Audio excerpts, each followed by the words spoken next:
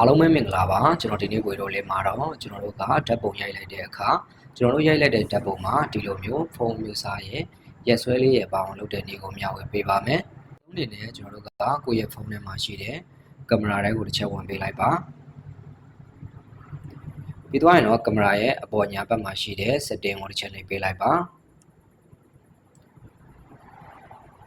ပြီးသွားရင်တော့ watermark ဆိုတဲ့စာကြောင်းလေးကိုတွေ့အောင်ရှာပါကင်မရာတိုင်းမှာ watermark ဆိုတဲ့စာကြောင်းလေးပါပါတယ် watermark ဆိုတဲ့စာကြောင်းလေးကိုတွေ့ပြီဆိုရင်တော့တစ်ချက်နှိပ်ပေးလိုက်ပါဖုန်း model ဆိုတဲ့နေရာမှာဖွင့်ပေးလိုက်မယ်ဆိုရင်တော့ကျွန်တော်တို့ရဲ့ဓာတ်ပုံရိုက်လိုက်တဲ့အခါကျွန်တော်တို့ရဲ့ဓာတ်ပုံမှာဖုန်းမျိုးစားလေးပါလာမှာဖြစ်ပါတယ်နောက်တစ်ခုကရက်ဆွဲပါခြင်းနဲ့ဆိုရင်တော့ date and time ဆိုတဲ့နေရာလေးမှာထပ်ပြီးတော့ဖွင့်ပေးလိုက်ပါဒါဆိုရင်တော့ကျွန်တော်တို့ရိုက်လိုက်တဲ့ဓာတ်ပုံမှာဖုန်းမျိုးစားရဲ့ရက်ဆွဲလေးရဲ့ပါလာတော့မှာဖြစ်ပါတယ်ပြန်ပြီးတော့ပိတ်ချင်တယ်ဆိုရင်တော့အခုဖွင့်ထားတာလေးတွေကိုပြန်ပြီးတော့ပိတ်ပေးလိုက်ပါဒါဆိုရင်တော့ပုံမှန်တိုင်းပြန်ဖြစ်သွားမှာဖြစ်ပါတယ်အားလုံးပဲအဆင်ပြေကြပါစေဗျာ